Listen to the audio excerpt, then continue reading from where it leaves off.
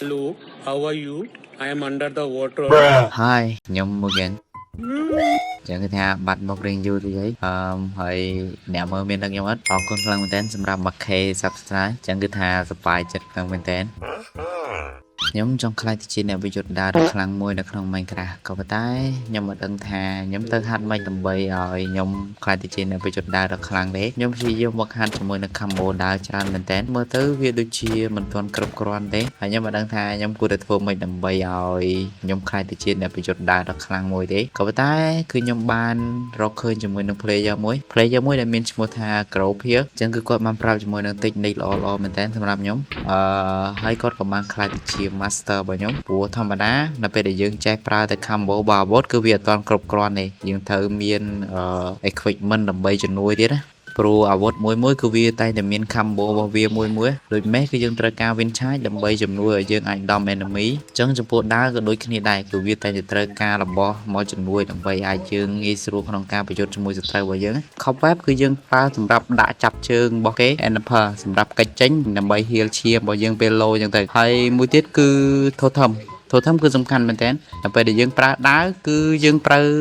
ដាវមួយឈៀលហើយក៏ប៉ុន្តែយើងដាក់ Totem នៅ slot មួយមកដើម្បីយើងស្រួល switch នៅពេលដែលយើង low ឈាមខ្លាំងអញ្ចឹងជាធម្មតានៅពេលដែលយើង low ឈាមគឺយើងតែងតែកប់ pearl ចេញដើម្បី heal ឈាមអញ្ចឹងទៅក៏ប៉ុន្តែបើសិនជាយើង low ខ្លាំងគឺយើងកប់ pearl ហើយយើងត្រូវ switch មក Totem សិនចាំយើង heal ឈាមតាមក្រោយបើមិនអញ្ចឹងទេគឺគេកប់ pearl មកតាមអញ្ចឹងគឺគេកាប់ជើងងាប់ហើយមួយទៀតគឺកធុងទឹកគឺយើងប្រើវាសម្រាប់ចាក់ដោះខ្លួនចេញពី Cobweb ក៏ប៉ុន្តែបើសិនជាយើងចង់លឿនយើងអាចកប់ Enper ចេញក៏បានដែរក៏ប៉ុន្តែបើសិនជាយើងអត់ចង់ចំណាយ Enper ទេគឺយើងអាចប្រើកធុងទឹកដើម្បីដកខ្លួនចេញពី Cobweb បានអញ្ចឹងគឺវាដកខ្លួនចេញបានដូចគ្នាអញ្ចឹងហ្នឹងគឺខ្ញុំនឹងមកប្រាប់អ្នកមើលរបស់ខ្ញុំអំពី technique ដែលខ្ញុំបាន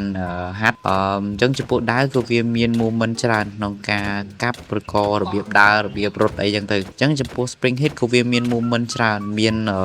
AD tab S tab space tab AD បូក S tab ឬក៏ AD បូក space tab អីចឹងទៅគឺវាមាន movement ច្រើនណាហាត់វាយូរទៅខ្ញុំគិតថា movement ដែលខ្លាំងជាងគេគឺ movement AD tab គឺយើងរត់ទៅឆ្វេងរត់ទៅស្ដាំដើម្បីកិច្ចពីការវាបហាបកមកកាន់យើងវិញធម្មតាយើងដើម្បីចុច spring hit បានគឺយើងត្រូវ hold W ហើយយើងចុចវាយទៅគឺវាចេញ spring hit ហើយអញ្ចឹងដើម្បីធ្វើ movement S tab D tab យើងគ្រាន់តែចុច hold W ហើយយើងចុចវាយមួយយើងចុច D tab មកឬយើងចុច S tab ក៏បានដែរគឺយើងចុចស្លាស់គ្នាទៅវិញទៅមក WDA រហូតអញ្ចឹងនេះគឺជា movement AD tab អញ្ចឹងយើងអាសា train វាទៅគឺ start ដៃឯពេលដែលយើង start ដៃគឺយើងអាចធ្វើលឿនបានហើយអញ្ចឹង combo ហ្នឹងគឺវាមិនមែនអត់ប្រយោជន៍ទេគឺវាជួយ knock back ទៅកាន់សត្រូវដើម្បីឲ្យសត្រូវពិបាកវាយចូលមកកាន់យើងវិញណាបើសិនជាយើង start គឺថាយើងបិទ combat របស់សត្រូវចិត្តហ្មងអញ្ចឹងចំណុចពិសេសមួយទៀតនោះគឺ key bind អញ្ចឹង key bind គឺពិតជាសំខាន់មែនតើហើយនឹងមួយទៀតខ្ញុំចង់ប្រាប់ពី control មួយក្នុងការប្រើប្រាស់ដាវចូលកន្លែង control មកចូល key bind កន្លែង movement រត់កន្លែង spring នេះអ្នកទាំងគ្នាដូរដាក់វា left control ធម្មតាមក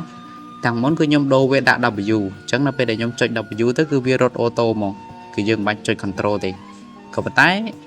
នៅពេលដែលយើងចង់ load crit គឺវារៀងពិបាកព្រោះថានៅពេលដែលយើង load crit ទៅគឺវាអាចនឹងចេញ spring hit ច្រើនជាង crit ណាអញ្ចឹងនៅពេលដែលយើងចង់ load crit គឺយើងត្រូវតែដក W ចេញក៏ប៉ុន្តែគឺវារៀងពិបាកក៏ប៉ុន្តែខ្ញុំមានជាមួយនឹង key bind ថ្មីមួយអញ្ចឹងអ្នកទាំងនេះចូលមកកាន់កន្លែង control តតែមកក៏ប៉ុន្តែនៅកន្លែង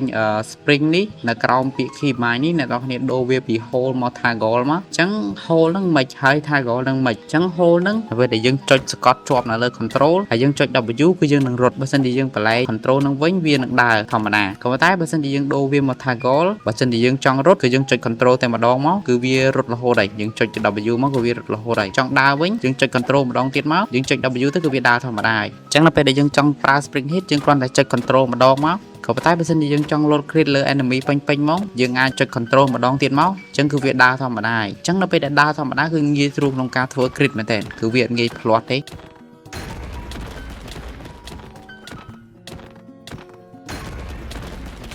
អូខេអញ្ចឹងវីដេអូមួយនេះគឺមានតែប៉ុណ្្នឹងទេហើយបើសិនជាចូលចិត្តកុំភ្លេចជួយចុច sub អ្នកមួយផងចុច subscribe